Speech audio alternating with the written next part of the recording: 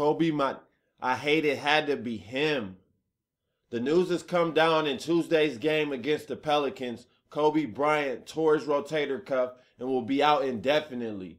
As a Kobe fan, this is devastating news. And when you look at this Lakers team, retirement for Kobe should be taken into strong consideration. And the injury bug has also hit the Portland Trail Blazers. They lose LaMarcus Aldridge, arguably their best player, for 6 to 8 weeks. How would they be able to cope out west? I'll discuss both these injuries next.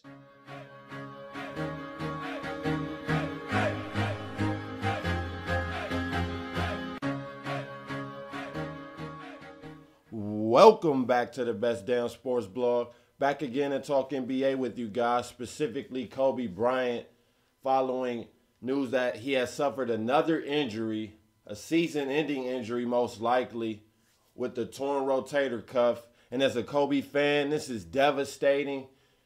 And as an NBA fan, it should be devastating too. This could be the end of the road for one of the all-time greats. I say a top 10 all-time, the second greatest shooting guard of all time, and that's up for debate. But as a Kobe fan, this is scary because this could literally be the end of the road. I've been a Kobe fan since '97. When he first came to Cleveland as a rookie and won the dunk contest. I live in Cleveland. That's how I found out about Kobe Bryant, and I've been a fan of him ever since when he came here and won the dunk contest. So to know that this could literally have been the last game I get to see Kobe Bryant in, it's kind of hard to really grasp that idea because Kobe has been a warrior his whole career. We know he's played through injuries, countless injuries, injury after injury, and nothing has ever affected him. It seems now towards the latter of his career that has caught up with him, and now he's suffering injury after injury. And these aren't little injuries. These are season-ending type of injuries. First it was the Achilles. Then last year it was the knee. Now the torn rotator cuff.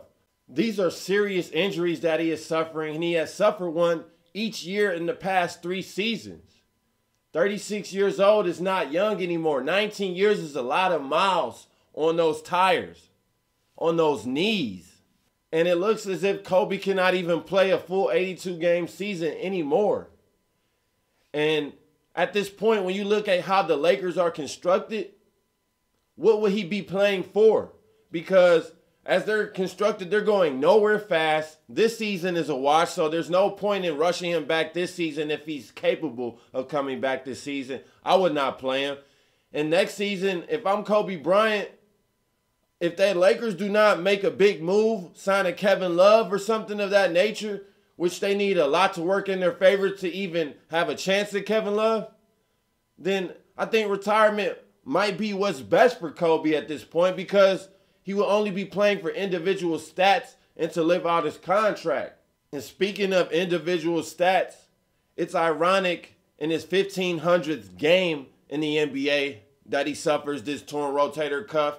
And the day that we find out this same news is the 9-year anniversary of his 81-point game, where he went off on the Toronto Raptors, scored 81 points in a 122-104 victory over the Raptors. It was one of the most historic and greatest performances in NBA history. And to be honest, I probably would rank it above Wilt Chamberlain just because Wilt Chamberlain, he was just that much better than everybody else. Maybe some people attribute that to him and they look at that as why, and they look at that as a good thing. I look at that as a slight that the league was not as competitive.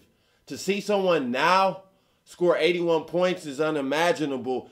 If Wilt Chamberlain played in this day and age, I doubt he averaged even 30 points per game. And maybe I'm being naive in assuming that. And you can ridicule me for that if you want. But this 81-point performance from Kobe Bryant 9 years ago was amazing. I'm going to read you off some of the stats. He was 28 of 46 from the field. Efficient. He scored 81 points on 46 shots. 7 of 13 from 3. So he shot over 50% from 3 in that game. And he also was 18 of 20 from the line. 90% from the line. So Kobe, that was an outstanding game. It's sad that the day that we should be celebrating this 81-point performance that were also mourning the loss of Kobe for another NBA season. And as a fan, I wouldn't even be mad at him if he does indeed decide to retire. I enjoyed the whole ride of his career, all 5 rings, the ups, the downs, every part about his career. I just love the tenacity that Kobe always played with. To me, he's been the best since Mike.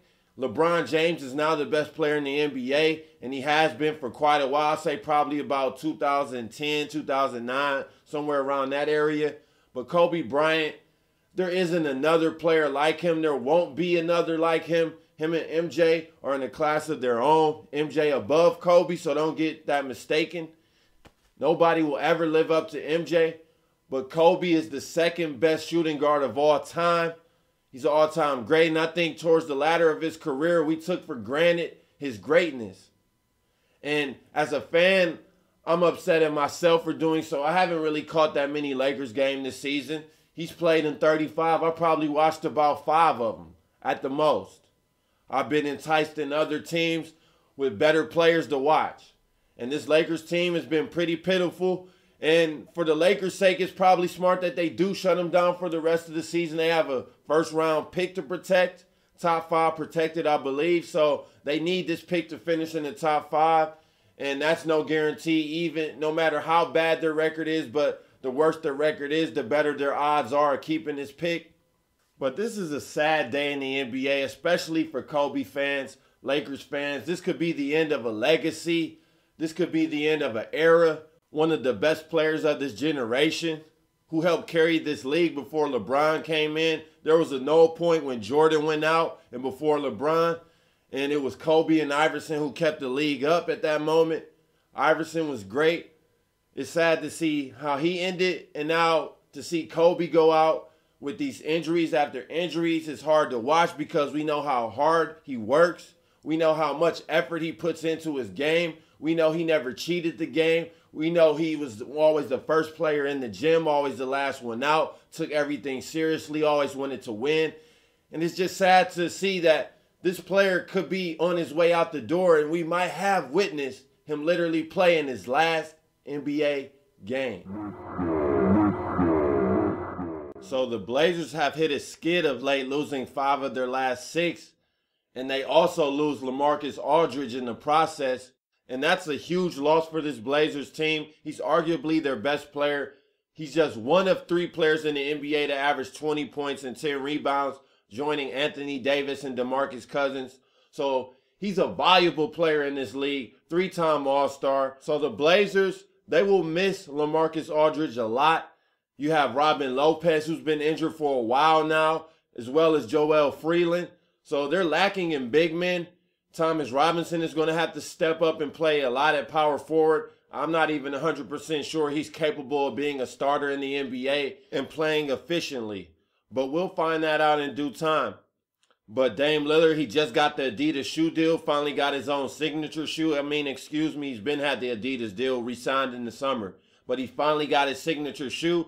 And this is his time to claim his fame. He can really cement his name as a superstar. He's quietly been a top 5 point guard this season, though. He's averaging over 20 a game, around 6 assists, shooting around 45%. He's playing great this year. Portland, they've been playing great this year prior to the skid that they've hit now. And now this injury bug that has really hit him now with Batum going down to injury against Boston.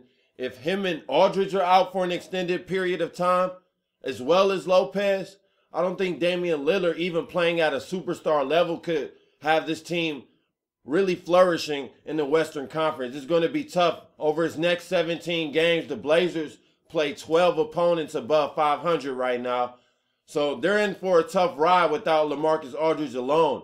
And if Batum will join him on the injury list, because in the Western Conference, luckily the Blazers are in 3rd place. Because in the Western Conference, 2 losses, you might drop from 3rd to 6th in a heartbeat. They don't call it the Wild West for nothing. And just looking at the scope of the Western Conference, you got Golden State at 34-6 at the top and 5 games ahead of anybody else. But behind them, 2nd to 6th is separated by 1.5 games. So just like I said, 2 losses, and they could be in 6th place just like that, the Portland Trail Blazers.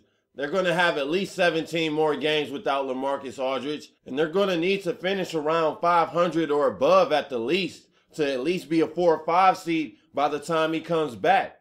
Because 2 through 6 is separated by just a game and a half. That's going to go up and down the rest of the season. But if Portland, they can't stay level without Aldridge, they're going to drop, and they're probably going to be looking at a 6 seed. And that's where I expect them to be. I don't expect them to finish in the top 5 now with LaMarcus Aldridge out for this extended amount of time. He's just too valuable to this team. You got Batum with the wrist injury that he might keep him out for an extended amount of time as well. So I see this Blazers team falling back. They'll still be a playoff team, and come playoffs, they will be a tough out for whoever they are matched up against.